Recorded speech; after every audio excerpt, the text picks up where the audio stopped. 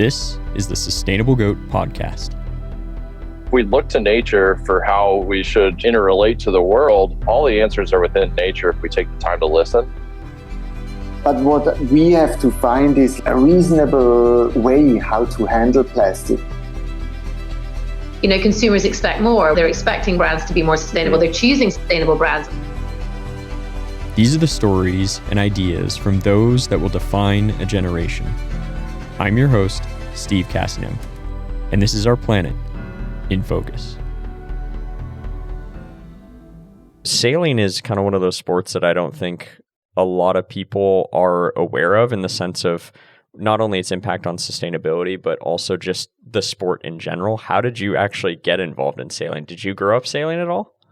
No, actually the opposite. I'm from probably the most landlocked part of England, in the centre of the country, a place called the Peak District. So there's a little bit of sailing on a few reservoirs around there, but we're maybe 200 miles from the coast, so there's not a lot of coastal sailing. So yeah, it was way beyond my comprehension to sail when I was a kid. So yeah, I grew up doing the traditional sports, so football and athletics and everything else, soccer, as you guys might call it. But yeah, I always really knew from an early age that I wanted to work in sport, and as a sports journalist mainly.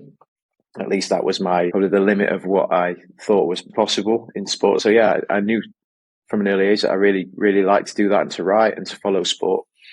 And yeah, was lucky enough to be able to do that. And yeah, started working in football and then working with more on kind of a marketing side. Worked with Red Bull for a while. And then finally, actually, it's a fun story because when I worked at Red Bull, you know, they create their own sports. They actually create all these weird and wonderful sports. And I was writing about everything from beach volleyball to downhill ice skating, and they create these crazy competitions. And I was asked to write a story about a crazy sailing race called the Volvo Ocean Race. And I'd never heard of it, honestly, at the time. So I wrote this story in the same way that I did about all the other weird sports that I covered for Red Bull. And then, yeah, they got in contact and said they really liked the kind of I guess, naivety that I showed, or the freshness or energy. Because I think traditionally they'd had a lot of very skilled but very technical sailing writers, and they'd not really brought that bit of, outside, energy to it. So it's something they wanted to lean into a bit more. So yeah, I got an opportunity to move to Spain and work on a sailing race, and I ended up staying there for 5 years.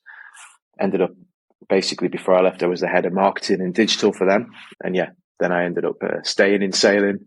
It's a very hard sport to get out of when you've been in there. It's a very small world, Yeah, 100%. I mean, so when you were working at Red Bull, obviously creating new sports, that's interesting, but where do you think that role of sport actually plays in just kind of the public eye? Like, I think one of the things that's unique about sport is the idea that you have a bunch of different people from a bunch of different backgrounds, from a bunch of different countries, and you have fans on one side and the other, or all just rooting for a really good match. Where did you kind of find that balance between like sport and community?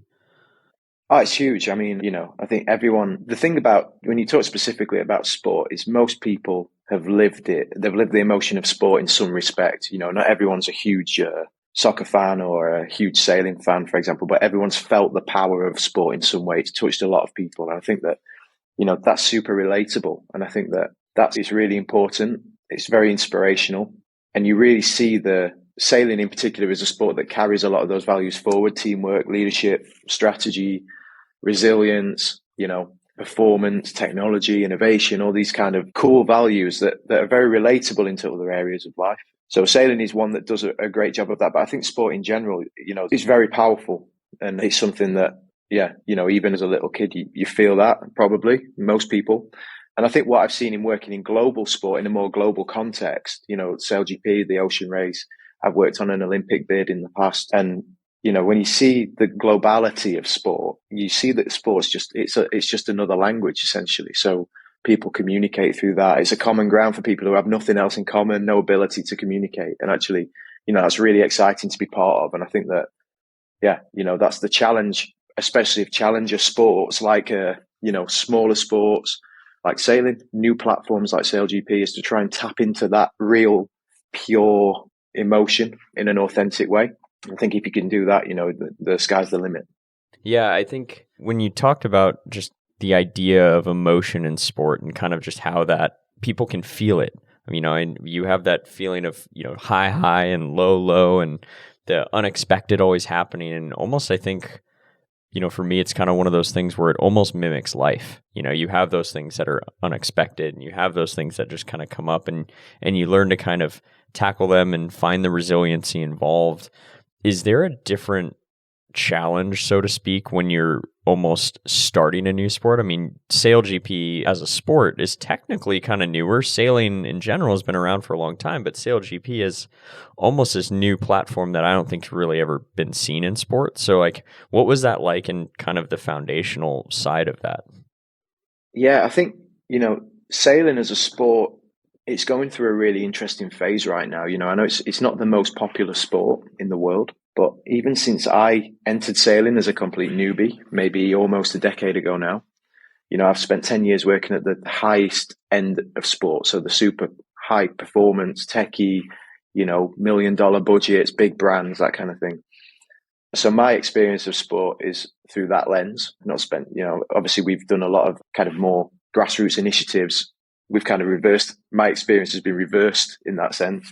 But, I came in the upper end of it. And what's really interesting for me as an outsider, and I still consider myself that, although, as I said, I've been in for now 8 to 10 years, is the acceleration of change in sailing and the broadness of sailing as a sport. When you look at World Sailing as an organization, which is our federation, that's our FIFA, the amount of classes within the Olympics, within World Sailing's programs, is huge. People think of sailing as a sailboat with a keel and a gennaker and a mainsail, but it's kite foil, kite surf, all the new types of foiling, from foiling catamarans like SailGP to foiling monohulls as they have in the ocean race right now going around the world, to wing foils that you can buy for anywhere from $500 to $5,000-$10,000 and go out yourself and learn to do that. So there's so many entry points to this sport. I think that's what's really nice. Everyone thinks of the big budget,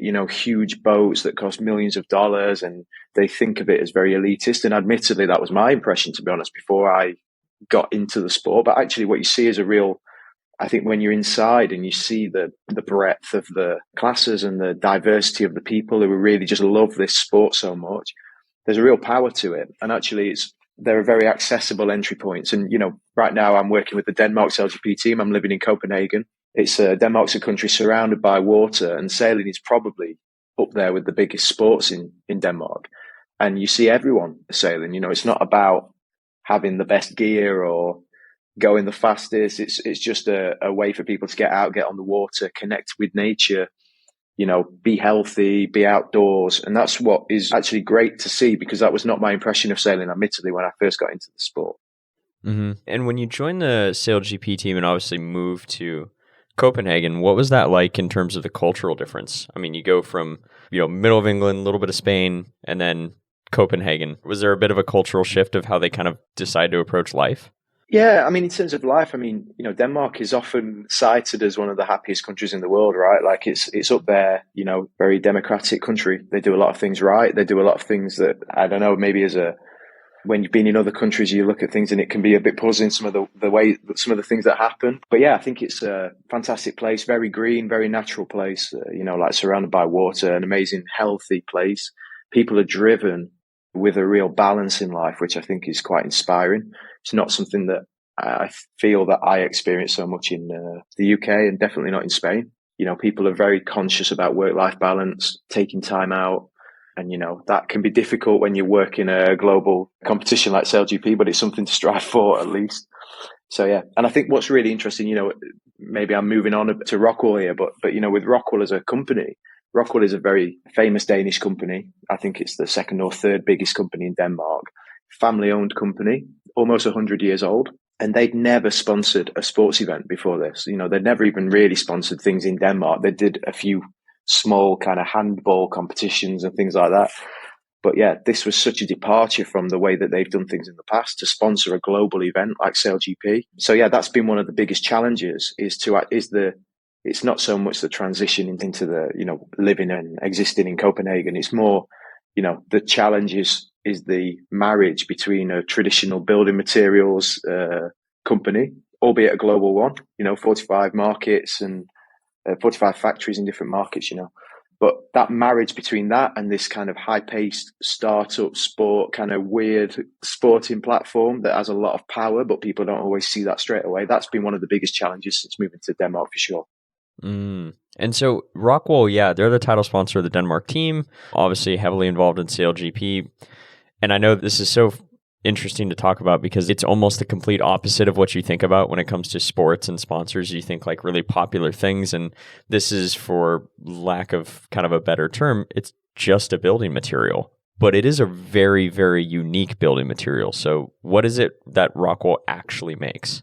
Yeah, so ROCKWOOL is most famous for stone wool material. So essentially it's insulation. You know, most people in Denmark would know ROCKWOOL. It's a very famous brand. It's very famous around Europe. It's growing very quickly in North America as well. So, you know, it's been traditionally used as insulation. There are lots of different products under the ROCKWOOL kind of umbrella. So there's, you know, the kind of flood membranes that go underneath the pavements in major cities as well to help regulate the water if there's floods or, you know, heavy rainfall. You know, there's also a form of ROCKWOOL that's used for kind of like hydroponic growing of vegetables and plants and things like that, actually used sometimes for marijuana as well in the US. It's a really resilient material that can grow in all types of extreme conditions. So it's really popular with urban farms and things like that around the world. So it's a very versatile material and it's fully circular, never loses performance. It's fully recyclable.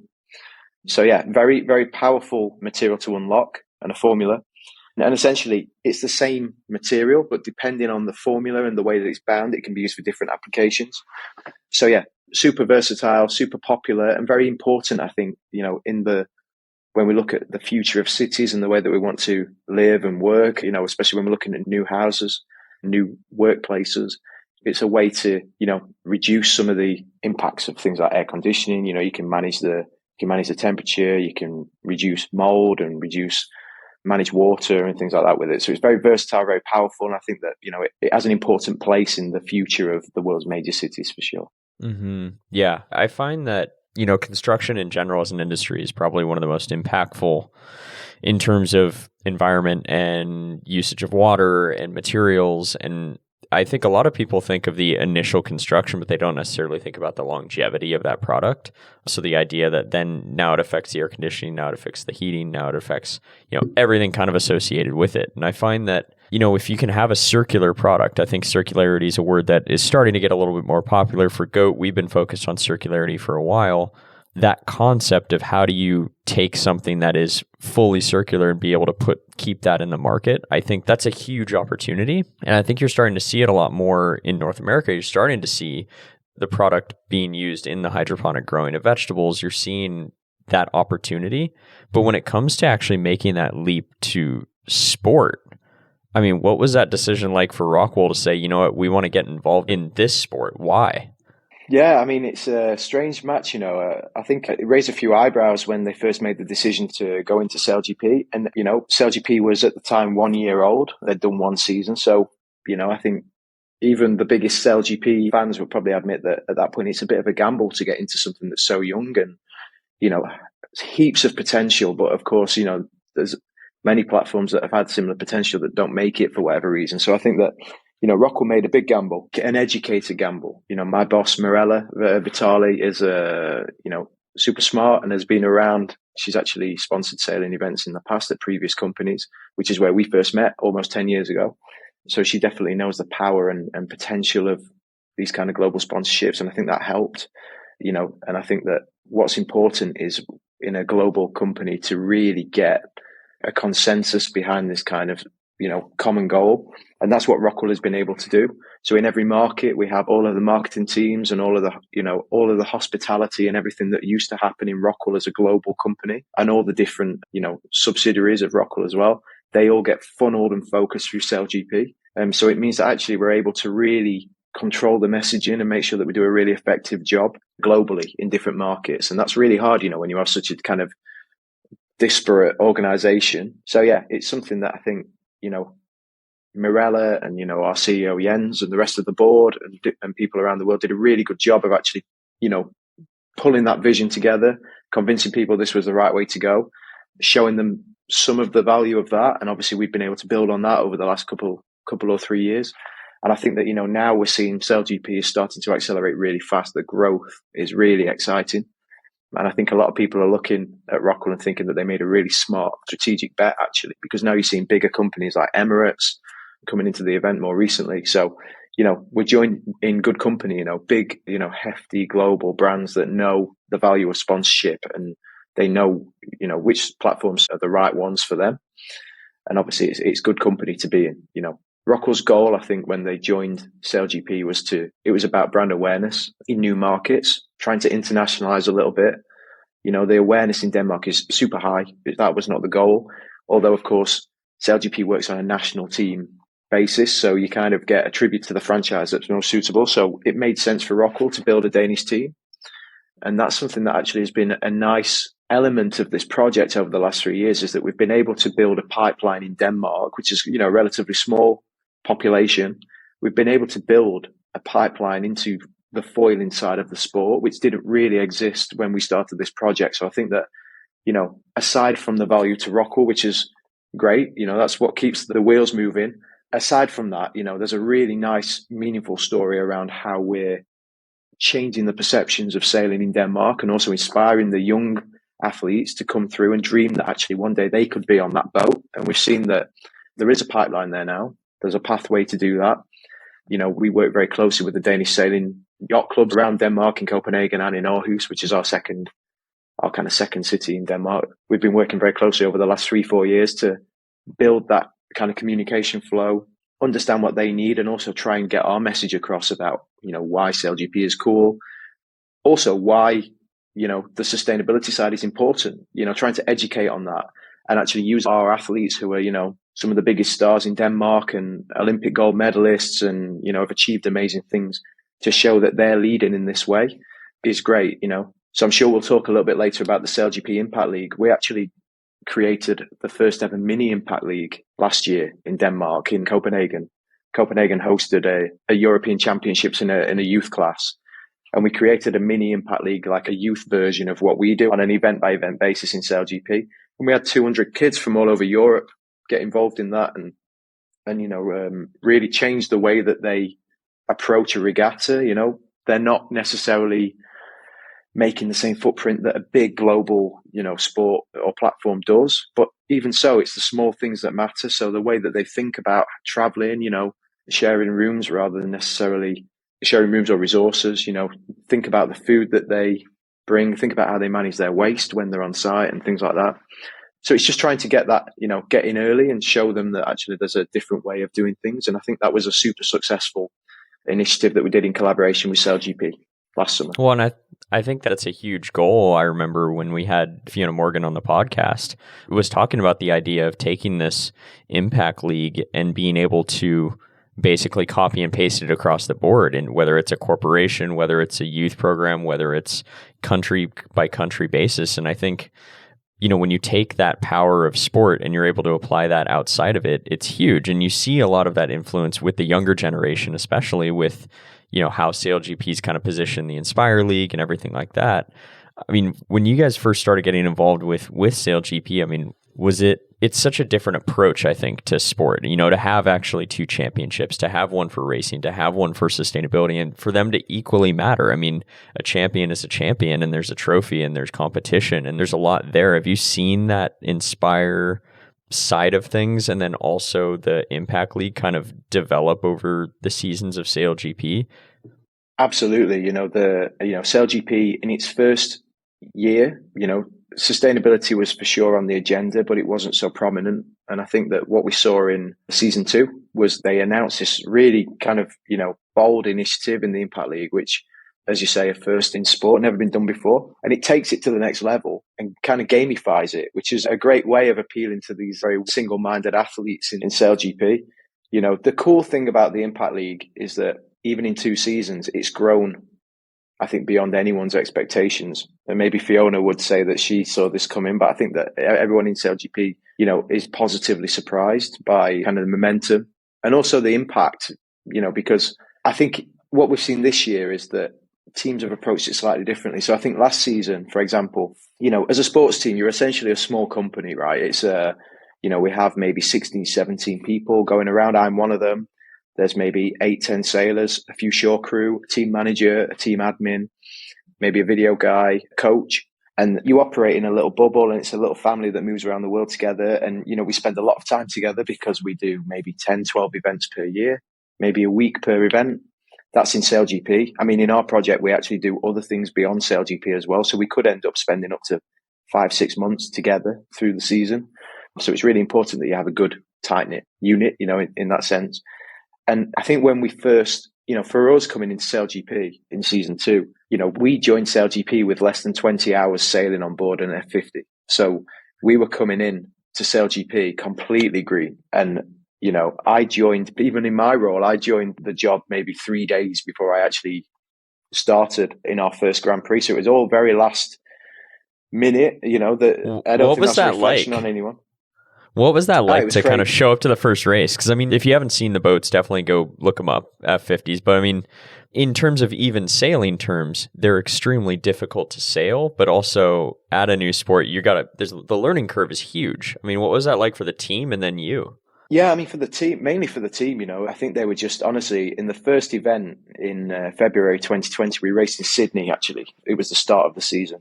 And I think they were just happy to get around the course in one piece, honestly. They went in so green. The guys are super talented guys. Some of them have sailed more kind of foiling boats than others. They had maybe a 2-week training camp in New Zealand before we went to Sydney. So they'd done a little bit of sailing. I think in the first time they ever went sailing on an F50, they hit something like 95 kilometers an hour. And I think it, blew their minds, and they weren't really sure what to do, to be honest. But yeah, so we went for the first event. We didn't really know what to expect. They managed to get around the course, which I think is admirable, given that they had, very little time on board the boat. And then, obviously you want to get to the next event as quickly as possible and get more hours under your belt. But then COVID came, which was an inconvenience, of course. So actually the SailGP season got postponed after one event. And so we had to wait maybe 15 months for our next chance to sail on the F50. So yeah, that was a tricky one for the team. And it meant that, we looked more locally. And I think a lot of sports teams did this, looked more locally at how we could engage in a different way, engage at grassroots and try and build something. Obviously, market by market, everyone had different restrictions. In Denmark, it was actually quite open at first. I remember coming from the UK where we were in complete lockdown, and coming to Denmark, and we were able to hold an academy with kids from local yacht clubs, and it was really nice and refreshing, and a really nice break, I think, for everyone to be able to do that. So yeah, so crazy coming in with very little prep, but that's SailGP, honestly, that's what it's all about. And we've seen teams over the last 2 years come in and do a really good job, actually. With a few regattas under the belt, they really, get some momentum and they can challenge. And, for people who haven't watched SailGP or maybe don't really know much about this type of sailing, the boats fly above the water. So they have foils on the boat, so they pop up out of the water. And because they have less drag in terms of the hulls touching the water, they're able to go at these blistering speeds of, 100 kilometers an hour. So they're super exciting boats. And I remember when I first joined the race, the holy grail was really being able to do a lap of the course, or do the whole race, without touching the water at all. So it was called a dry lap. And it was, if a team did that, it was seen as real achievement. And, 2 to 3 years later, if you're less than 97% flight time per race, you're probably at the back. That's what we see now. So the level has just gone through the roof in terms of the guys' ability to handle these boats and also push each other and actually race, as opposed to just survive and get around on a dry lap. They're able to do a dry lap now and actually race and push each other. And that goes across all teams, by the way. So I think what we see is that's what's really exciting, is this constant evolution and constantly resetting the standard of what's expected. In SailGP, it's a real relentless sport. The world's best sailors, bar none, probably the most decorated fleet ever seen in sailing is in SailGP right now. And you've got some incredible athletes who have got, insane reputations who can't get it right because the level that they're not getting the success that they crave, because the level is just so high. We're talking such marginal gains, and we could talk a bit more about the data maybe a little bit later on, but the data is open, which is another complication in itself, which I can expand on a little bit if you're interested. But the data fuels this constant evolution and keeps resetting, bringing the weakest or the lowest team up. And so, yeah, it's really, really interesting to see. And you see a few of these athletes who, are pulling their hair out because they can't figure out, what's causing them to be half a knot slower, or, half a second slower on a maneuver, or, 1% less flight time, for example. So, yeah, it's really interesting. Really interesting to see. The data is that I found very interesting. So, I mean, if you follow Formula One or anything like that, all that data is usually very, very secret, very, very kept by the team. They're working on their own thing. SailGP is like, hey, it's an open book. Everybody gets access to everybody's data. And so there's no way to hide, which I think is so interesting because it really does level the playing field. But at the same time, it is still a challenge to sail it. I mean, even the Denmark team, you guys have some of the best sailors in the entire world that are sailing the boat, and that level of competition is so high. Do you feel that, like, by applying that more to the Impact League and kind of starting to shift that around, does that data kind of also play a role in terms of like what teams are doing in terms of the Impact League? Yeah, I think on the data, as a starting point with the data, it's all supplied by Oracle, which is a great partner of SailGP, and it's just honestly insane the amount of data that is available to a team live. I think an F50 has something like, I may get corrected on this, but I think it's something like 30,000 data points. So, and the wing sail, it's almost a living thing. So when you see the big wing sail, it's got sensors all over it, and it's constantly reading the wind direction, you can see the setup of the boat. So actually the challenge is not in getting the data, because it's all open source. We can get any team's data anytime. The challenge is not getting the data, it's processing the data, analyzing the data, understanding what you're even looking for in the data, because it's such big data. That's the real challenge, is actually, imagine we come back in from a race, from a, first day of racing in Chicago. By the time we get off the water, get the boat on land, packed away, the sailors get a drink, maybe a snack, quick debrief. It's probably 8, 9 p.m. At that point, they sit down, start looking at data from 9, 10 teams. Maybe they just want to look at the teams who are performing well. Maybe they want to look at a team that should be performing well, but it's out the back, so they can try and learn what's costing them. But yeah, that's it's a fascinating element of SailGP, that as soon as one team finds a competitive advantage, it could be the smallest thing. Everyone's hunting them down, trying to find out what that is, because everyone knows everyone else's level. So they know if you're having a good day or a bad day, and they're looking at your boat, trying to figure out, are they doing anything differently? Maybe it's the way they're set up. Maybe it's the way the people they've got on the boat. Maybe it's the way they communicate. If there's nothing obvious, they're going to go looking through the data, and they may spot something about the way that you've got the foils or the rudders, or it could be anything. And the next day they'll try it. And if it's, your secret, then you've got to find a new one. And that's something that, Tom Slingsby and Australia, they've won all 3 seasons of SailGP so far.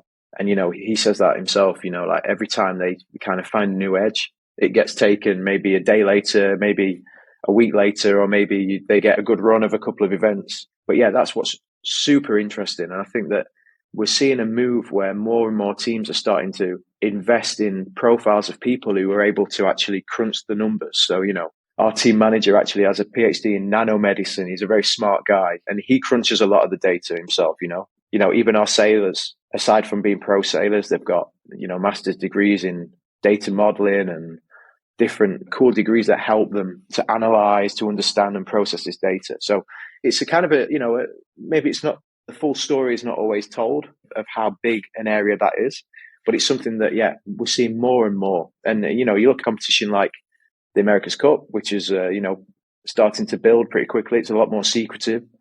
They don't share the data in that way, but, we see so many partnerships now between Formula One teams and sailing teams, because actually the back end is very, very similar.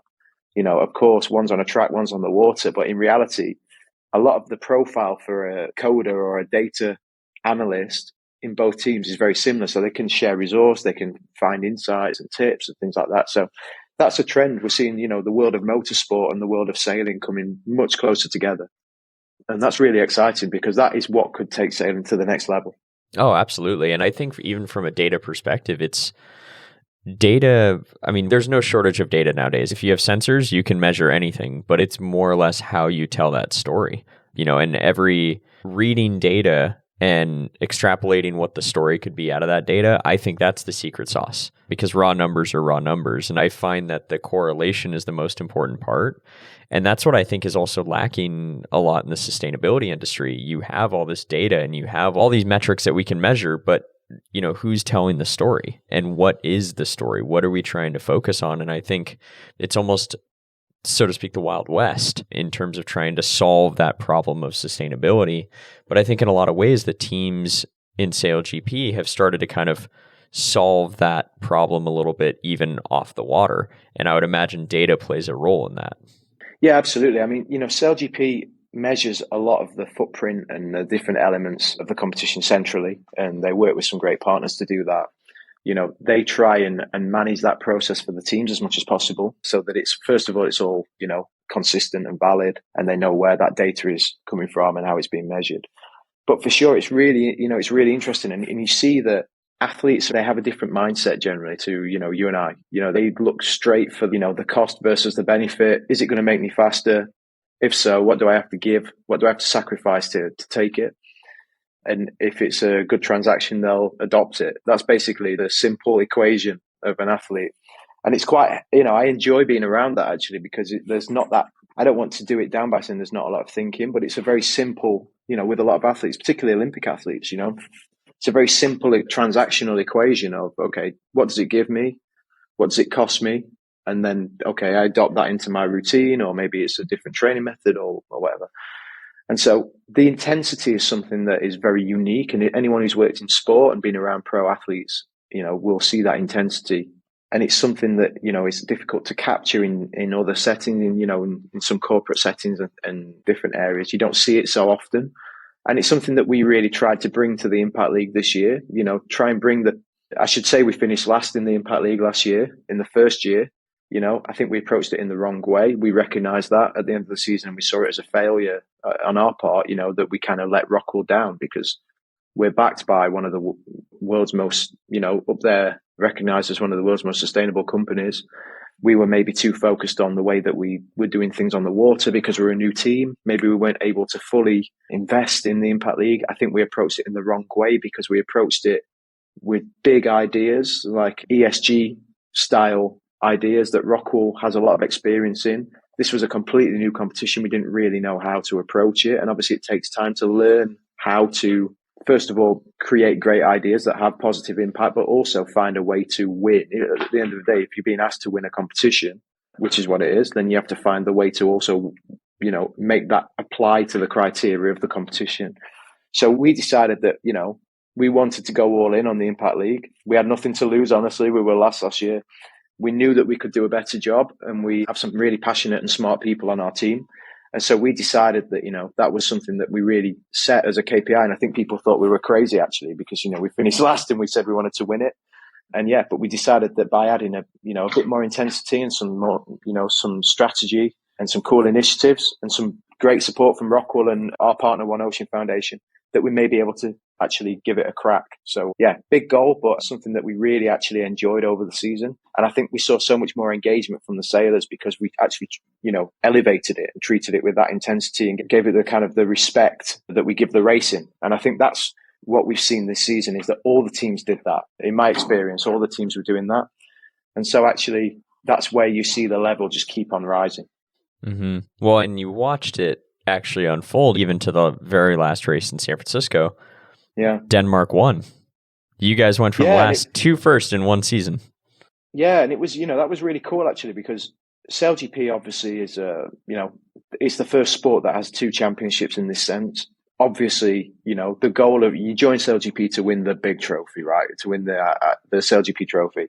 It's an amazing way to focus your efforts and also deliver value and make a really great impact, to also try and perform and compete in the Impact League. And so it's it's prestigious to win the Impact League, and we feel very proud of winning that, because over the course of the season, we were audited every 3 weeks. Every time we had a SailGP event, every 3 weeks we got fully audited across our strategy, the energy that we used on site, the travel to and from events, the food that we consumed, the waste management, our waste and our diversion rate, collaborations that we made with local organizations, the impact that we made locally, communication, how we actually communicate these things, which is a big part of it, and the way that we use technology and innovate. And, so there was a lot in it. We don't have a huge team, so it really does have to come from the heart of the team. It's not, we don't go and get kind of agencies or anyone to do that on our behalf. It really comes from the athletes and from the teams, which is really nice and pure and authentic. So yeah, audited every 3 weeks, very tough and relentless and intense to keep delivering that, honestly, whilst also trying to deliver the season globally. But, over the season, we won 5 out of 11 of the events. So it's really pleasing to me that we showed, we won more events than anyone's ever won in the Impact League before. I think last season, New Zealand did a great job in the Impact League, and I think they won 3 events. So we won 5 out of 11. So I'm really pleased, that, yes, we went to the wire. There was a bit of drama. It definitely had us on the edge of our seats as well.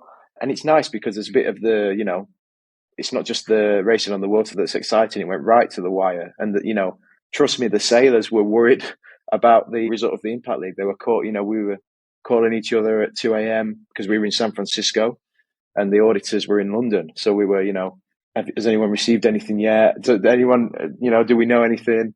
So trust me, the sailors were fully all in on winning the Impact League. And yeah, really, really pleasing, won 45% of the events. So I think we showed consistently that we, were, leading the way in some areas, and that we, changed our behaviours and did a good job. There is a cash prize in the Impact League as well, which is really, really helpful. It means that we can go bigger and better next year and look at the initiatives that we want to put in place and try and make more impact. So that's really great. It focuses us for season 4, and we're looking at ways that we can even distribute that across some of the other teams as well by creating some opportunities that they can buy into a little bit. So yeah, really, really happy. Crazy competition, but really fun. And I think that, when Fiona had this vision of the Impact League, a couple of years ago, I think that, that's what she was looking to capture, the spirit of people, essentially, to really go above and beyond and be creative and think about new ways to make impact and get beyond the norm, essentially. And that's definitely what came from it.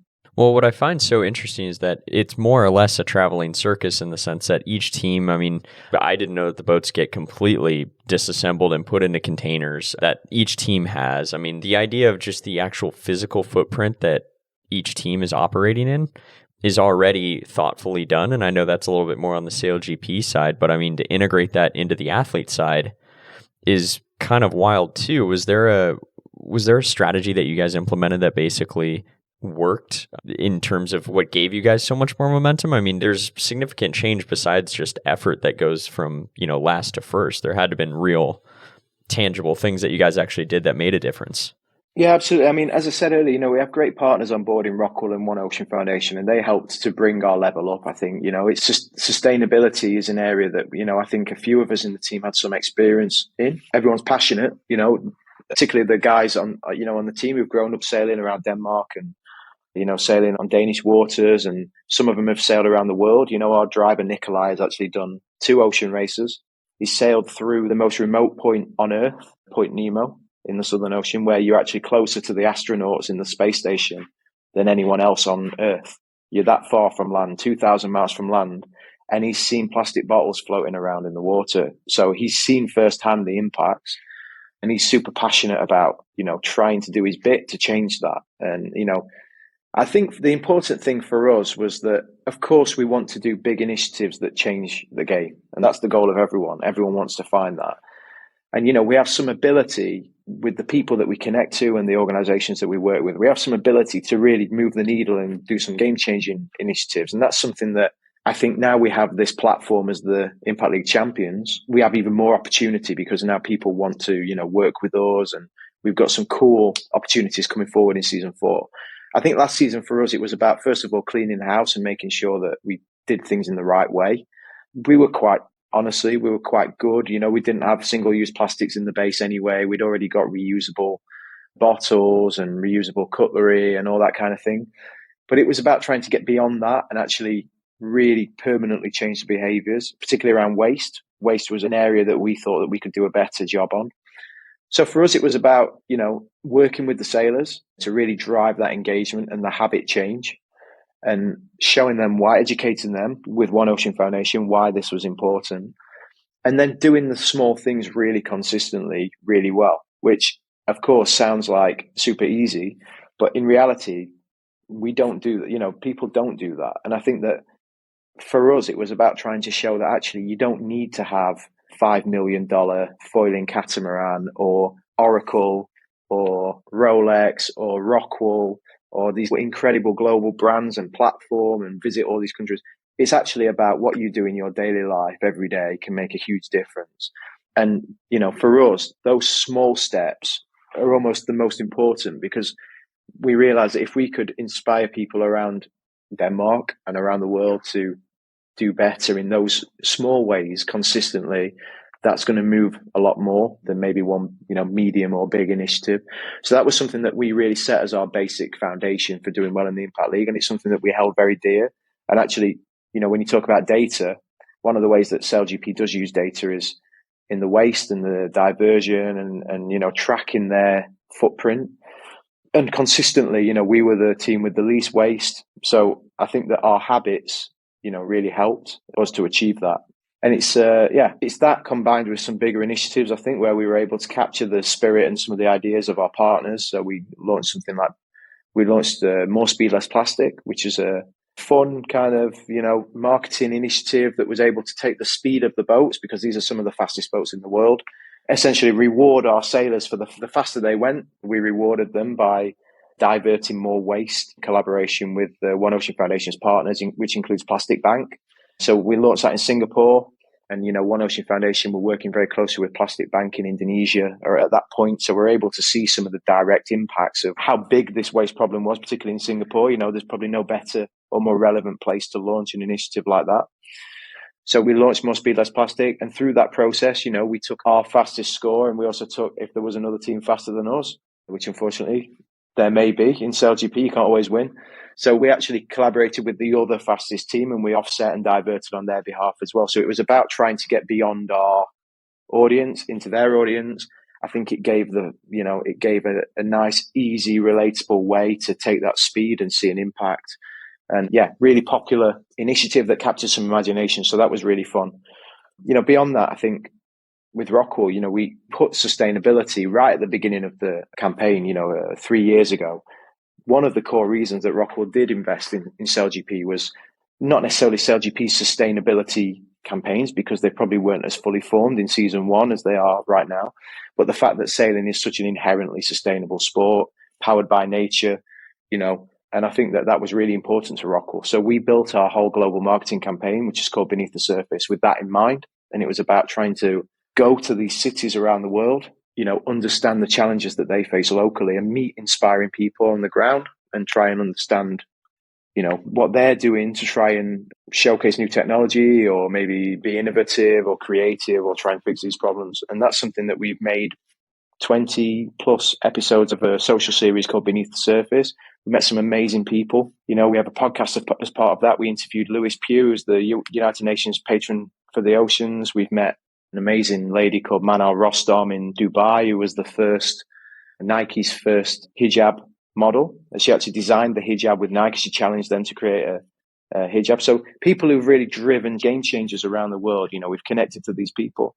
That's been really inspiring. And actually, it's driven a lot of ROCKWOOL's positioning on a sponsor level. It's driven a lot of ROCKWOOL's positioning, but it's also educated our sailors, because we've been able to bring the sailors along on that journey. So, for example, in New Zealand, we took one of our female athletes, Katja, along to meet New Zealand's first women's rugby team on the South Island, Matatu, which is linked to Crusaders, one of the biggest rugby teams in the world. And she got to meet them and understand their challenges and things like that. So it's just about trying to share these ideas and knowledge and connect to these people. We're very fortunate to get to go to 10, 11, 12 iconic cities every year. Sometimes we return, sometimes they're new.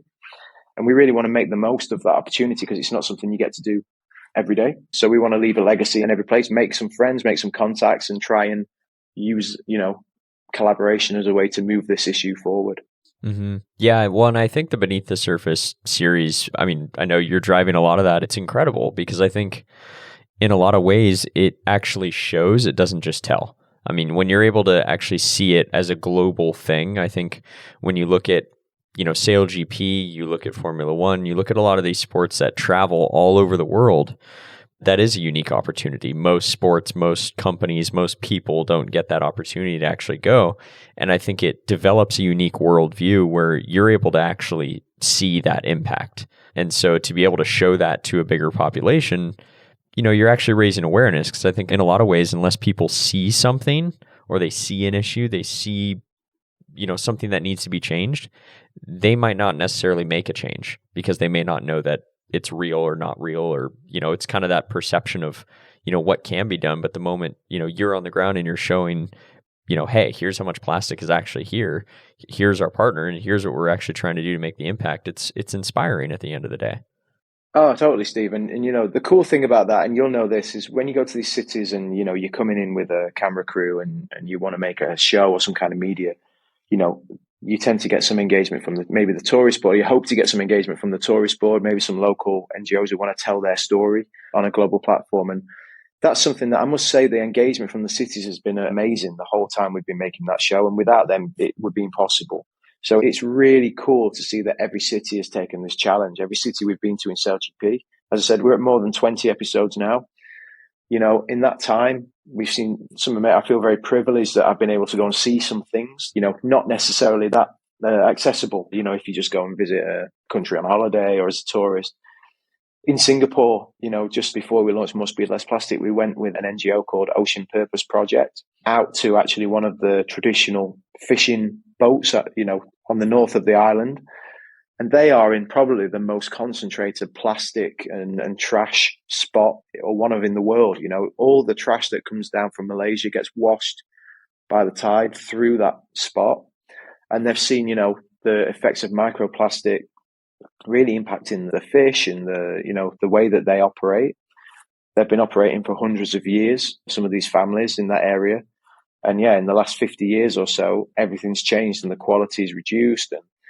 And what's super interesting is, the guy who, ran this fish farm, it was super sustainable the way they did it. The guy was probably, I don't know, maybe 80, 85. I think it had been in his family for a few years. And he didn't really have a word for sustainability. There was not really a word for it that he used, but everything he did around this fish farm was just super sustainable and smart. So that was really amazing to me, particularly when you live, on the marketing side. And I admit that, I'm working on the marketing side and you hear all the buzzwords and you see all the speeches and everything else. And then, I feel so fortunate to actually go and meet people firsthand who were inspired to tell their story and engaged. But also, as I said, although his comprehension of what, didn't really speak English, his comprehension of what sustainability was to me was probably, we're at different levels. I don't know if you really recognize sustainability as a concept, because I think he was just taught to do things this way because it was just the way to do it. So what they were doing was, for example, they used, apparently for the last few decades, have been using mussels on the outside of the floating fish farm. They've been using sheets of mussels as a natural biofilter. They absorb the microplastics so they don't get through to the fish, for example. So they're using natural ways to try and, be innovative and solve some of these challenges. And that's amazing. It's not something that you read about every day, and they're really interesting. So, being able to meet people like that, all the way from that guy who was running the fish farm in Singapore to, someone like Lewis Pugh, who's meeting some of the most important people at COP every year and, leading some of these conversations on a global level, super inspiring. And, I feel very fortunate to be in that position. Mm-hmm. Yeah, I think that's such an interesting thing when you're able to go to a place that is a little bit more remote or not as connected to, what sustainability is as an industry. You realize that it's really just logically thinking about how to mindfully exist. I think there's a lot of intention in how communities like that just operate, because it's very self-sustaining, because that's what it always has been. And I think that, that as running a company in sustainability, it's so interesting because, at the same time, you're fighting this thing of just saying, guys, why don't we just look at what we used to do? It was simple. It's this idea of almost what you were mentioning about the athletes, of just, there's a simplicity to it. There's a goal, there's a focus, and don't overcomplicate it, and just do it. And the more that you do, even the small things, the behavior change, all those little things that actually makes a larger impact, because we are a global community. And I think for the people that sail around the world in the ocean race, or who've had that opportunity to travel the world, you realize that we are just a globe. And so when we actually ship out all of our waste, even from the States, and it goes to Southeast Asia, I mean, it doesn't mean that it's actually leaving the earth. It's just going to a different area and it's negatively affecting other people. And I think that when you look at it as that scale, it's almost inspiring to kind of have that behavior change of like, well, it's not that hard to, stop using single-use plastics. It's not that hard to start thinking about, where does my food come from? How far does it travel? How much food waste do I actually have?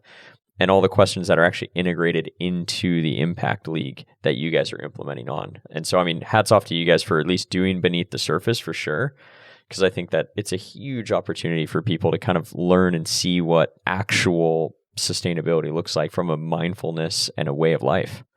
No, well, thank you. And I think that, we're super lucky to have a company like ROCKWOOL and, Mirella, who's the senior vice president of the marketing and the communications at ROCKWOOL globally, trust us to be able to do that, but also, to be able to get away from where some companies would probably insist on product placement in every single video. That's not what Beneath the Surface is about. We try to tell stories that are genuinely interesting. There's not necessarily a ROCKWOOL angle in, I would say, 80-90% of our episodes.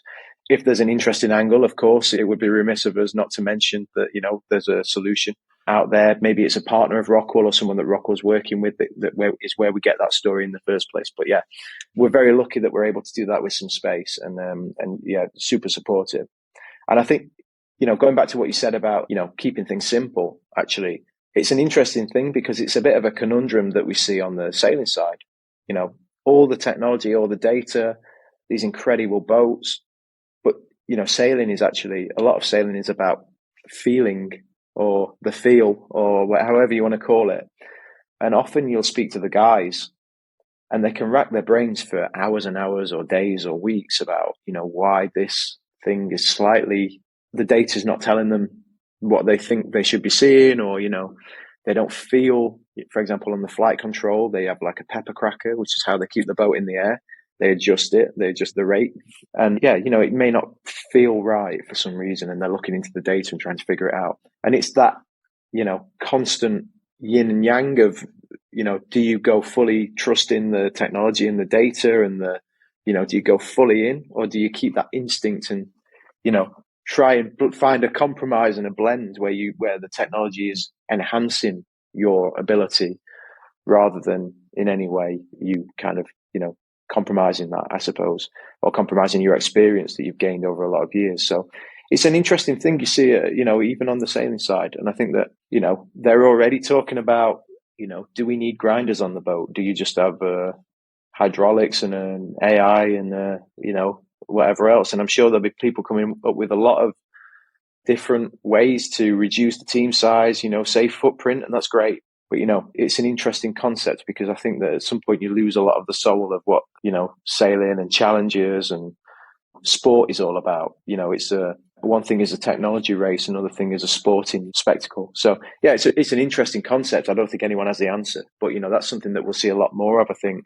Yeah, well, hopefully the grinders stay, just because I've always loved the concept of grinders and back from America's Cup and the idea that if you're an attacking duel in a race, those grinders are working super hard. And that is where the athletic side actually comes in.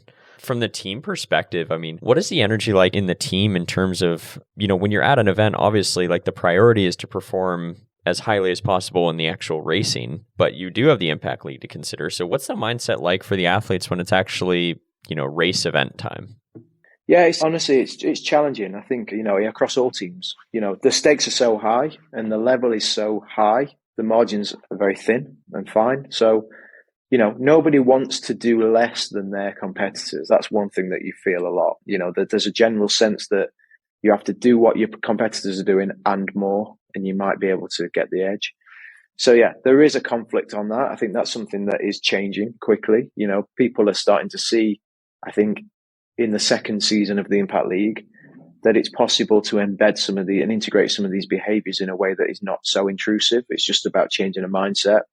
I think with any of these things, if you look at it as an intrusion and a pain, it's going to be probably for a long time. So I think that the quicker you can, as I said, it's very, particularly when you speak to the Olympic athletes, I think, because they're quite aware of the impacts on their time and energy and their motivation and everything else.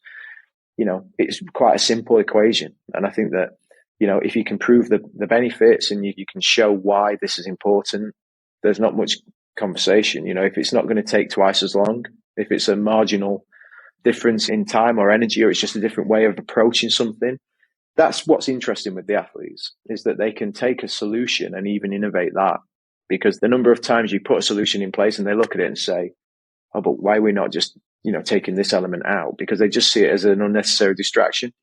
And so in some ways, they're just hyper particular. And that's what makes you a world-class athlete. That's something that I really celebrate, because, a lot of the people that are in SailGP on the water do have a different skill set to, someone like myself, or, I don't want to do you a disservice, Steve. I don't know how analytical you are, but, to us, maybe, who sit on shore. And that's why they excel on the world's biggest stage. And, it's something that I think we should admire. I think that actually we should try and harness that in the best way and try and help them to innovate the things that we're doing on shore as well.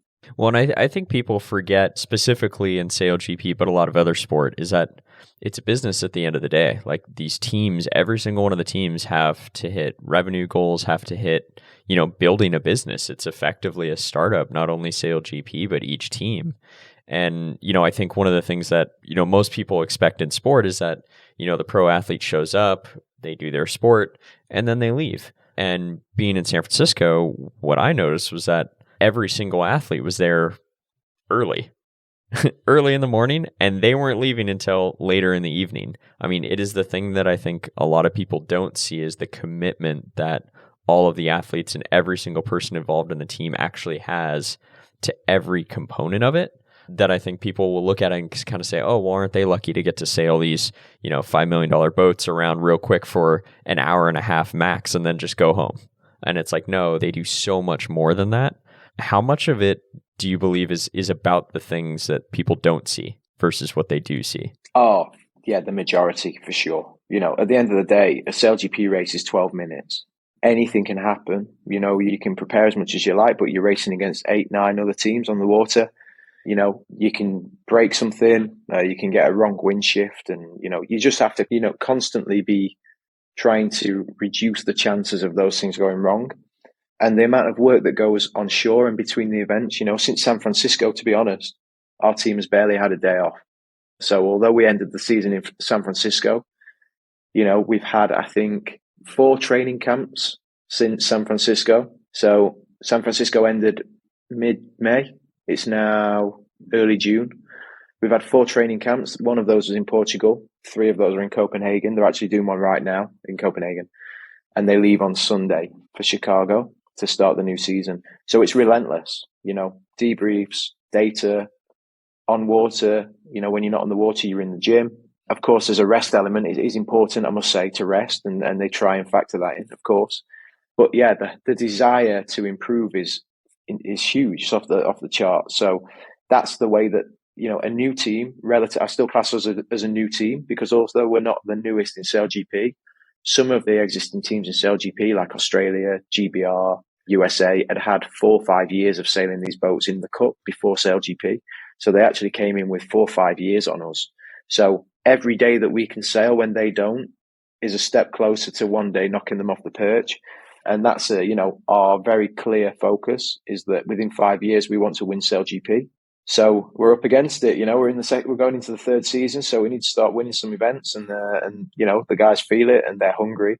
So I'm super excited, for the season. And I think going back to what you were saying earlier, being more sustainable is also great for business, right? Like, it's driving efficiencies is not a bad thing on any level. So, everything that we do in SailGP to drive efficiencies, to lose days on site, to reduce the amount of waste, is great for business. It's saving money on the top line. And one thing that we actually did as a team was engage ROCKWOOL, because, ROCKWOOL is a manufacturing company. It's one of the more sustainable manufacturing companies, but it is a manufacturing company. It has factories around the world in 45 markets. So we actually worked with ROCKWOOL's, technical team essentially to take their models for, lean process and the way that they operate a super efficient lean production line. And we applied that to how we operate around SailGP and the processes. And it was amazing to uncover small changes like the position that you have the cabinet with the tape that you have to keep making that trip backwards and forwards. You move it by 20 feet and you save yourself maybe over the season a day, which is a day on site. And when you scale that cost up, not only, across every team in SailGP, so that's 9-10 times, but then to the tech team, the central tech team that we share, it's huge, and then, you can take that saving and somebody else has got a great idea and you find another one. And we've already saved this season. We found ways to essentially save 2 days on site per event just by changing the way that we approach things. One example, this is a great example. And this may be a bit technical, but I'll try and explain it in my idiot way the best that I can as a non-sailor. But on the boat, they have a material called Clysar, which is a kind of a plastic they have to use on the boat. And just because it was the way it was done, to be honest, at the beginning of the season, the way that was applied was with a glue, essentially, and a tape. But then when they took that off every event, normally they would take it off when they packed the boat down. But then there was a lot of the tape they used was like insignia tape with a very thick glue on it, which is necessary for the boats to hold it in place. Because if you imagine a boat that's nosediving at 100 kilometers an hour into the water, it needs to be sturdy, right? So, of course, we're always innovating for more sustainable solutions, but that's where we are right now. It works for now. But one of the things that they found was when they removed the insignia tape, there was so much glue residue that they would have to spend sometimes 12, 15 hours removing all over the boat that glue residue. Maybe it took 5-6 cans of quite heavy duty glue remover, and our guys on our shore team, a guy called Renato Conde, who's super passionate about, sustainability and doing things in a better way, came with this idea of basically applying a double-sided tape. It sounds so simple, right? But the best ideas are applying a double-sided tape before the insignia tape. So the double-sided tape absorbs that glue residue. And what we found was that the double-sided tape doesn't have to be replaced every event, actually. So it can reduce a few times the glue residue. Problem solved. No more glue remover, save 12 hours on site, and actually when you scale that small things like that can be huge. And so the advantage of having these people, not just on the sailing team, but on the shore team, who know their job inside out, is that they're able to rewire the way that they approach these things. And I think that I found that as that's an amazing story. It's one story out of many. And there's plenty of other teams who've done similar things, by the way. It's not just the Danish team. But that's what's really interesting, because actually that's a pretty standard procedure around these kind of boats in the America's Cup and in other, smaller classes. So small things like that can have a huge impact. And yeah, maybe not the big game-changing idea that people expect to see from a huge organization. There are plenty of those. But I think it's these small ones that can actually make up a lot of the reduction across the board.